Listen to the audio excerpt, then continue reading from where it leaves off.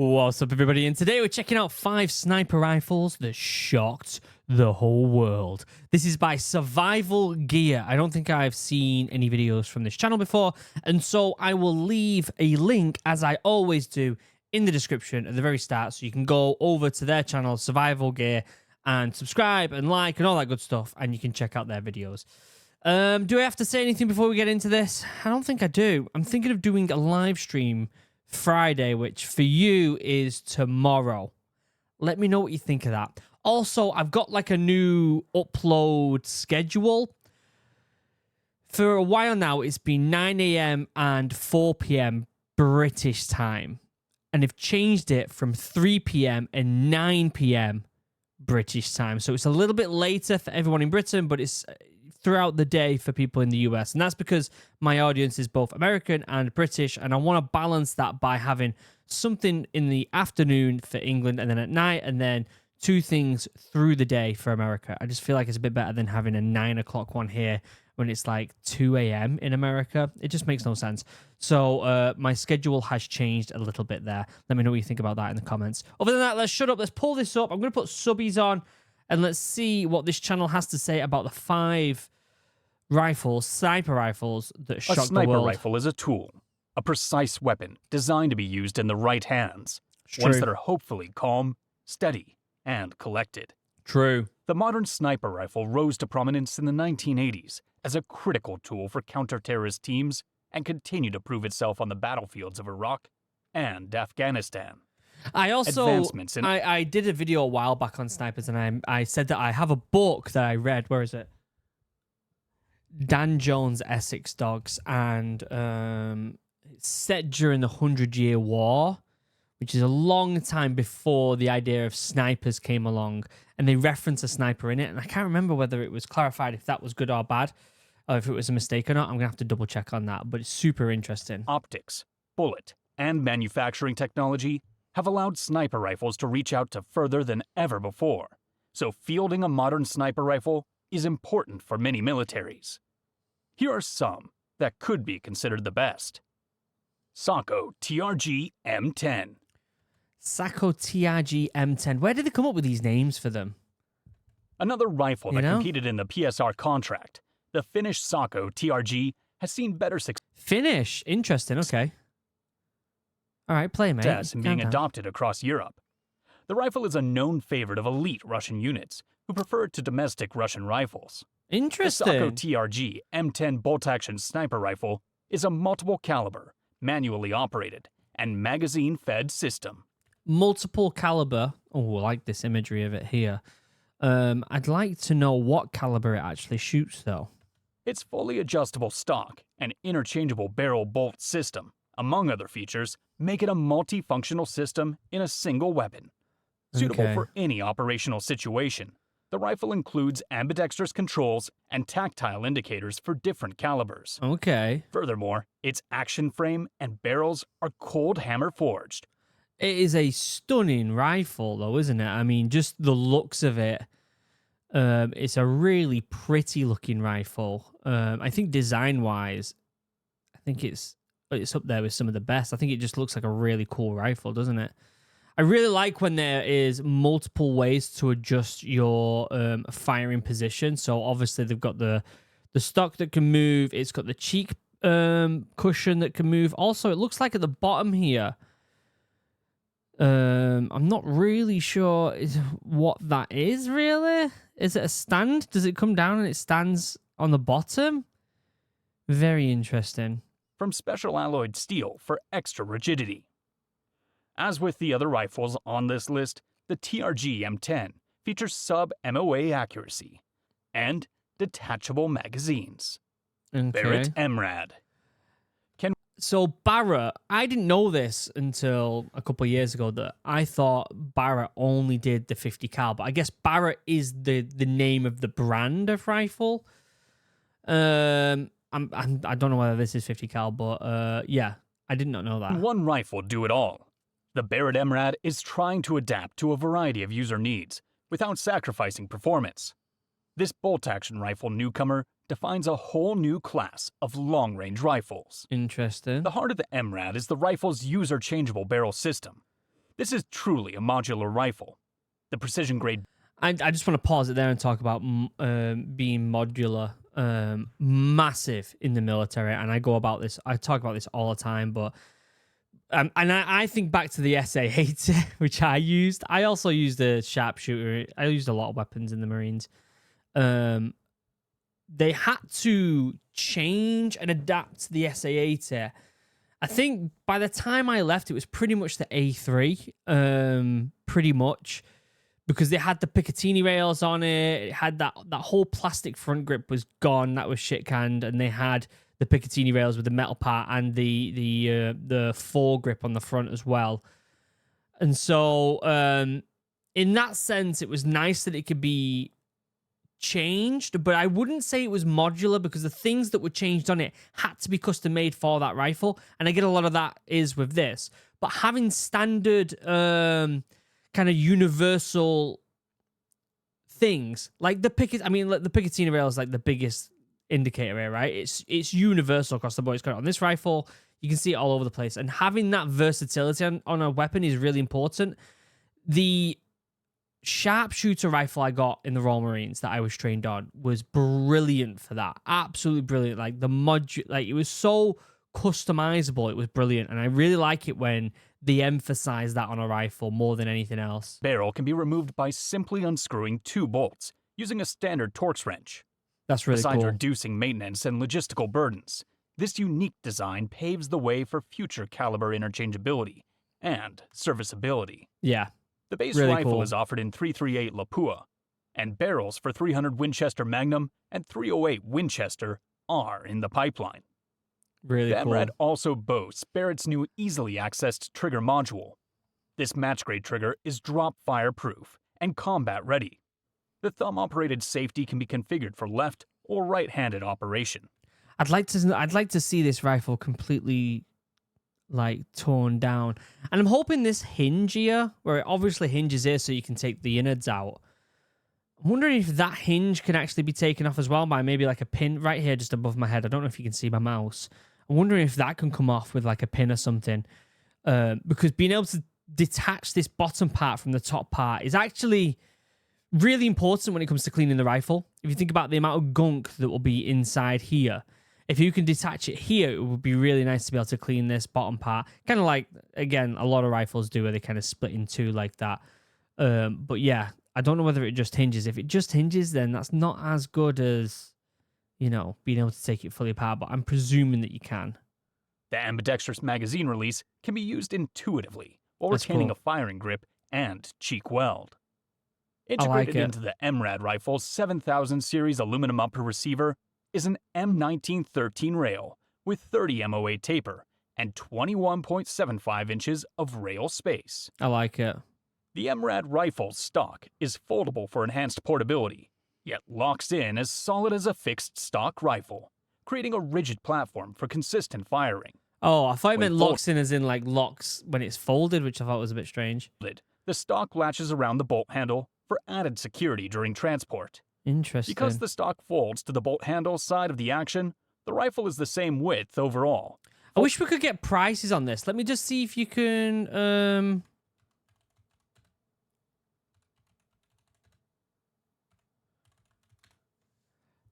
You're looking at £2,000. Oh, that's the 50 cal though, isn't it?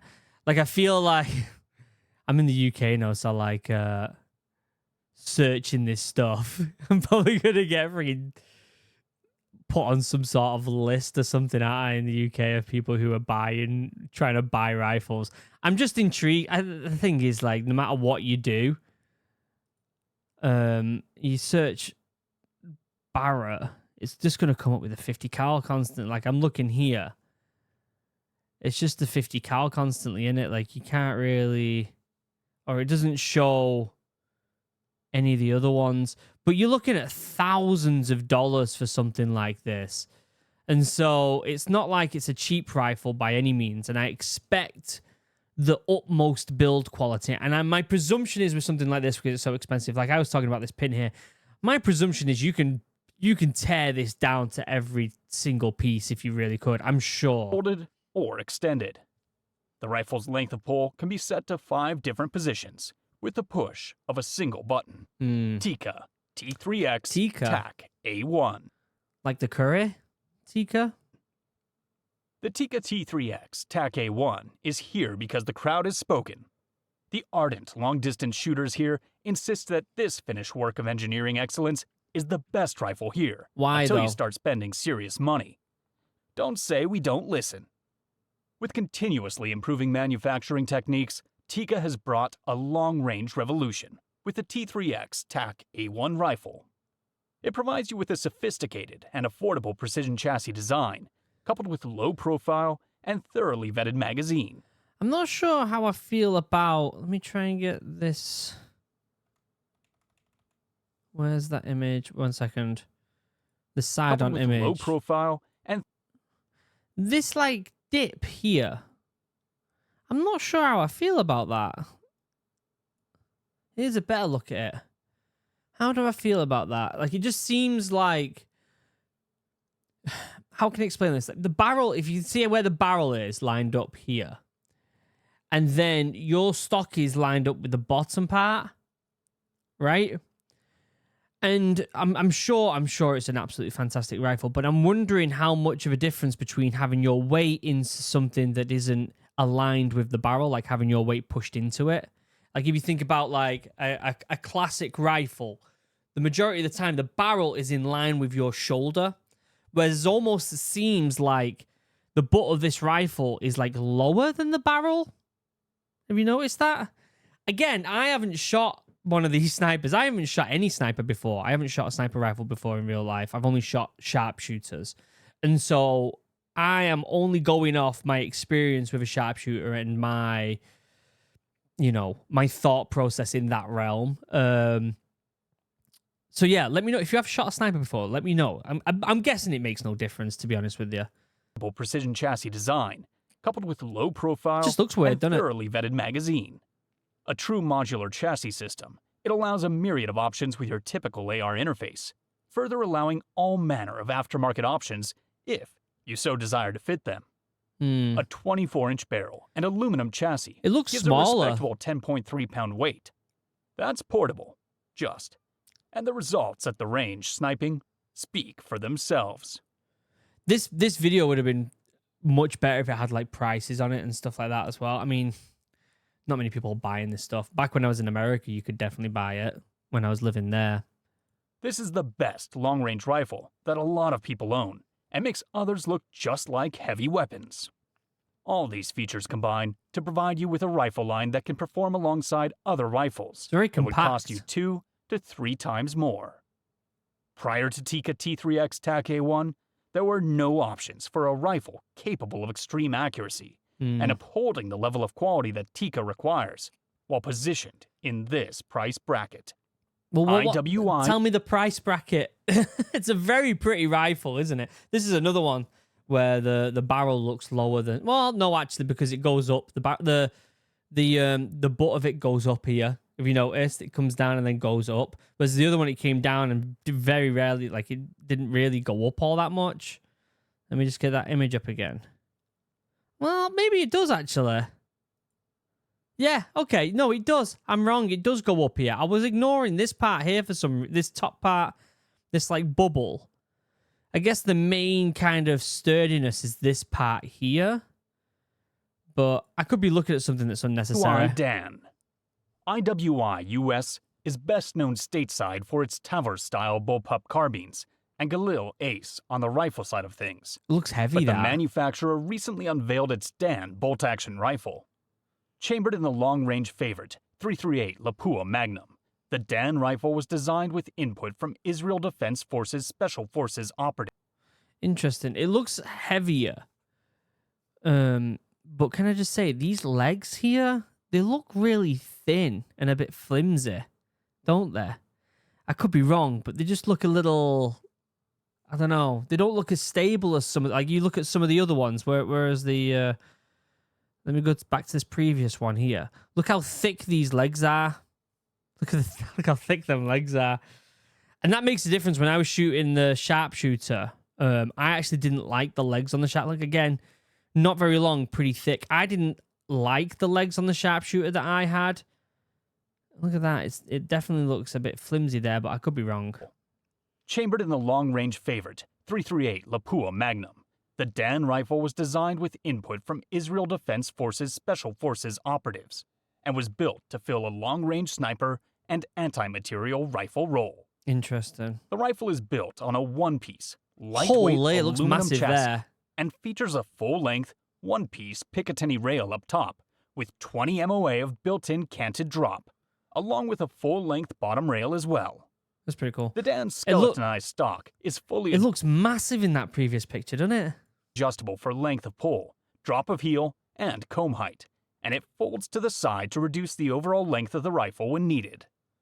The Dan utilizes a 1-to-10 twist, 28-inch heavy, fluted, free-floating, cold hammer-forged barrel that has a 5/8 by 24 threads at the muzzle for attachments. Interesting. To support this long and heavy barrel, the Dan comes with an Atlas BT46 LW17 PSR bipod, as well as an Accu.